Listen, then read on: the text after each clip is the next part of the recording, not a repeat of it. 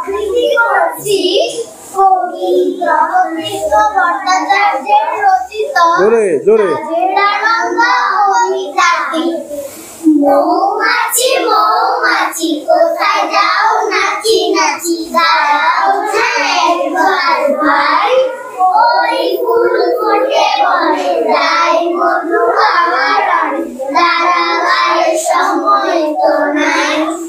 ছোট পাখি ঝিঝিমিচি ডাকি ডাকি, কোথায় যাও বলে যাও শুনি, এখন না কবু কথা আমি আছি তৃণলতা, আপনার বাসা আগে বলি।